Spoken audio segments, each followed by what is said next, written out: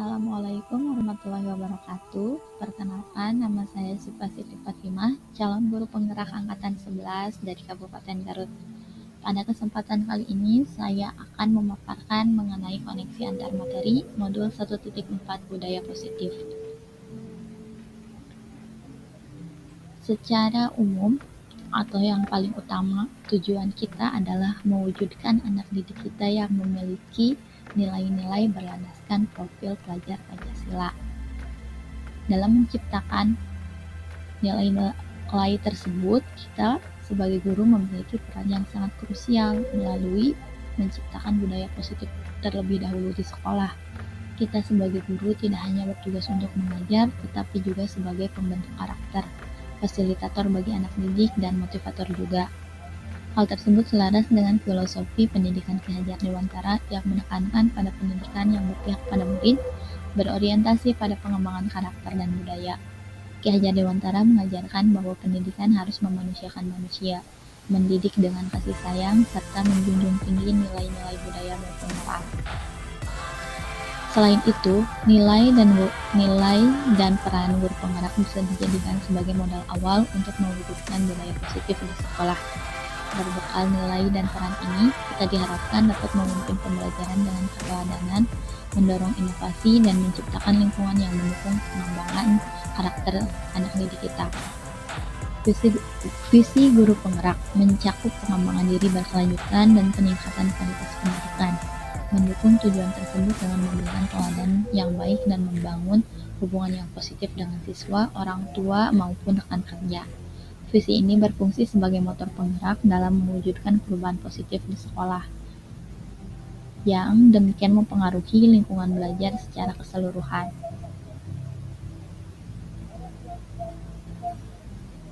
Kesimpulannya, guru memiliki peran yang integral dalam menciptakan budaya positif di sekolah. Filosofi pemikiran Ki Hajar Dewantara, nilai dan peran guru penggerak, serta visi guru penggerak saling berkaitan dalam mendorong pendidikan yang holistik dan berkualitas. Lalu selanjutnya, ada konsep inti yang dipelajari di modul 1.4 ini. Yang pertama adalah disiplin positif. Disiplin positif bermakna bahwa kita belajar mengontrol diri dengan menggali potensi kita agar mencapai tujuan yang mulia, yaitu sesuatu atau menjadi seseorang yang kita inginkan berdasarkan dengan nilai-nilai yang kita hargai. Lalu dari teori kontrol, kita belajar bahwa kita tidak bisa mengendalikan orang lain, yang bisa kita kendalikan adalah diri kita sendiri. Dari teori motivasi ini terbagi menjadi 3 bagian. Yang pertama adalah motivasi untuk menghindari hukuman, yang kedua adalah motivasi untuk mendapatkan imbalan, serta motivasi untuk menghargai diri sendiri. Lalu ada hukuman dan penghargaan. Hukuman dan penghargaan ini sebenarnya sudah tidak relevan digunakan dalam dunia pendidikan. Hukuman bisa diganti menjadi restitusi dan konsekuensi. Selain itu, untuk penghargaan, ternyata penghargaan bisa menjadi hukuman bagi sebagian anak didik kita. Penghargaan juga bisa mematikan kreativitas. Untuk itu, alangkah lebih baiknya penghargaan ini berganti menjadi apresiasi. Apresiasi yang dimaksud adalah apresiasi terhadap proses yang sudah dilakukan oleh anak. Lalu ada teori posisi kontrol guru. Guru memiliki 5 posisi kontrol, diantaranya yang pertama adalah sebagai penghukum, yang kedua sebagai pembuat rasa bersalah, yang ketiga sebagai teman, yang keempat sebagai pemantau, dan yang kelima sebagai manajer.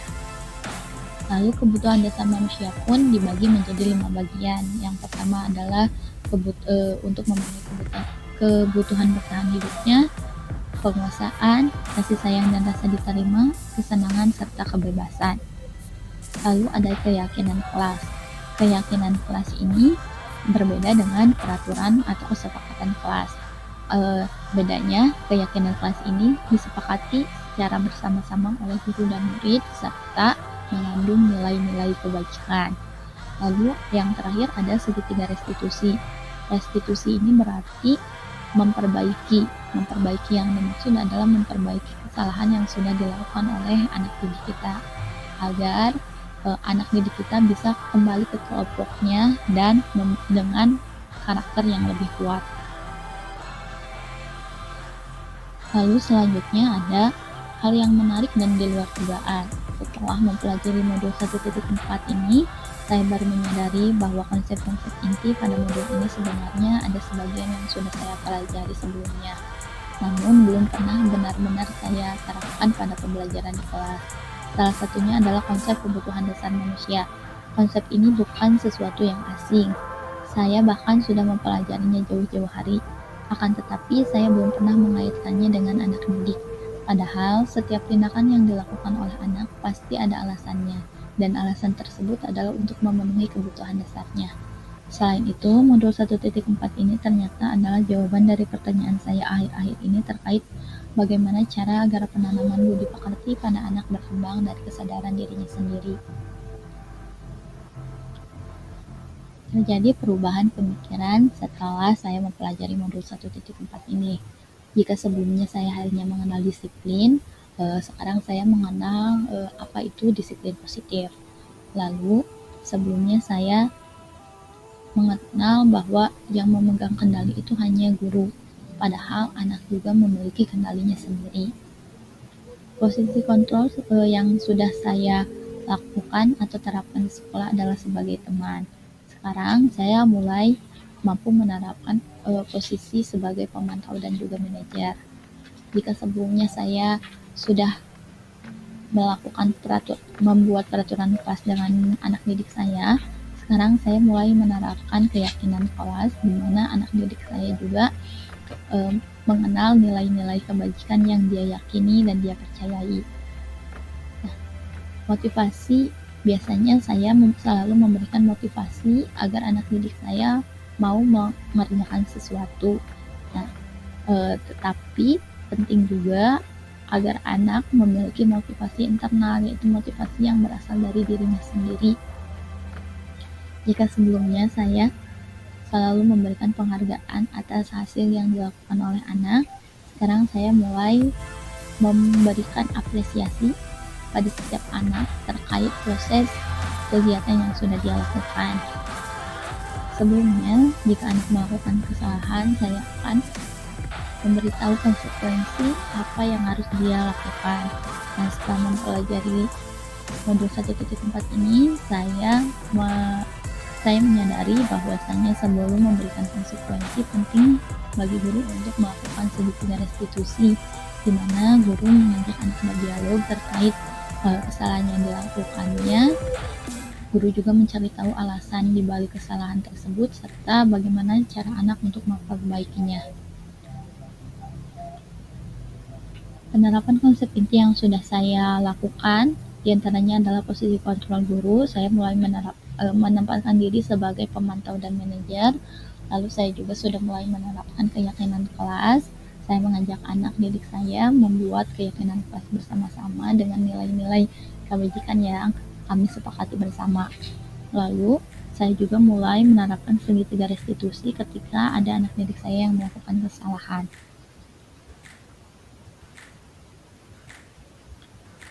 Perasaan saya ketika menerapkan konsep inti ini, yang pertama bersyukur karena saya masih diberikan kesempatan untuk senantiasa belajar, memperbaiki diri, dan memberikan yang terbaik untuk anak didik saya. Saya juga tertantang untuk terus melakukan refleksi serta melakukan perbaikan-perbaikan, dan saya bersemangat untuk mulai menerapkan konsep inti ini secara keseluruhan di sekolah. Berikut adalah pengalaman penerapan konsep inti yang sudah saya lakukan di sekolah. Ada beberapa hal yang sudah baik, namun harus perlu diperbaiki lagi. Yang pertama adalah saya mulai menerapkan keyakinan kelas. Hal yang perlu diperbaikinya adalah konsistensinya dan cara memperbaiki cara menyampaikan nilai kebajikan pada anaknya. Lalu saya mulai memberikan apresiasi pada setiap proses anak didik saya melakukan kegiatan. Tetapi terkadang saya masih memberikan apresiasi palsu. Seperti ketika anak melakukan kegiatan menggambar, saya hanya memberikan apresiasi dengan kata wah hebat, tetapi saya tidak menjelaskan anak hebat dalam hal apanya. Lalu penerapan segitiga restitusi. Dalam penerapan segitiga restitusi ini, dialog yang saya jalin dengan anak masih kurang sistematis dan rumit. Pengalaman posisi kontrol: sebelum mempelajari modul ini, saya sering menempatkan diri pada posisi teman, dan secara tidak sadar ternyata saya juga pernah berada pada posisi sebagai pembuat rasa bersalah. Perasaan saya ketika menempatkan diri sebagai teman adalah senang. Saya merasa senang ketika anak mulai dapat menceritakan apa saja yang dirasakannya. Namun, saya juga menyadari bahwa posisi sebagai teman ini terkadang membuat salah paham pada anak. Maksudnya, anak merasa saya bukan teman yang baik ketika saya menasihatinya perilaku yang keliru. Setelah mempelajari modul ini, posisi yang sering saya gunakan adalah sebagai pemantau dan manajer.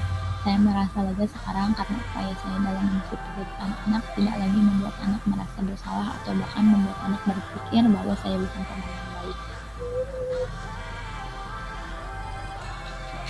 Jadi sebenarnya dalam praktik segitiga restitusi, saya pernah mempraktikkan segitiga restitusi ini pada anak saya di kelas ketika mereka melakukan kesalahan. Namun karena keterbatasan pengetahuan yang saya miliki sebelumnya, ternyata tahapan restitusi yang pernah saya lakukan ini belum lengkap. Saya baru melakukan validasi tindakan yang salah. Jadi ketika anak melakukan kesalahan, saya memanggilnya dan menanyakan alasan anak berperilaku seperti itu. Setelah itu saya mengajak anak, atau lebih tepatnya memberitahu anak apa yang harus dia lakukan setelah berbuat kesalahan. Anak belum diberikan kesempatan untuk mencari atau memperbaiki dirinya sendiri. Saya juga belum melakukan stabilitas identitas. Menurut saya, dalam menciptakan budaya positif di sekolah, selain mempelajari konsep-konsep inti, ada beberapa catatan penting yang harus dilakukan oleh guru, yaitu yang pertama, tahapan perkembangan. Jadi guru mengetahui sejauh mana tahapan perkembangan anak. Hal ini bertujuan agar ketika guru membuat keyakinan kelas atau menerapkan segitiga restitusi, guru bisa mengonsep hal tersebut sesuai dengan perkembangan anak, serta bahasa yang digunakan juga sesuai dengan perkembangan anak. Lalu adalah komitmen dan kolaborasi. Saya menyadari bahwa budaya positif ini tidak bisa dilakukan oleh seorang guru saja, melainkan harus sama-sama berkomitmen dan berkolaborasi untuk mewujudkan budaya positif di sekolah, serta guru membutuhkan konsisten. Hal-hal yang baik, praktik baik yang sudah dilakukan tidak akan berdampak kalau hal tersebut tidak dilakukan secara konsisten. Sekian yang bisa saya paparkan. Terima kasih atas kesempatannya. Wassalamualaikum warahmatullahi wabarakatuh.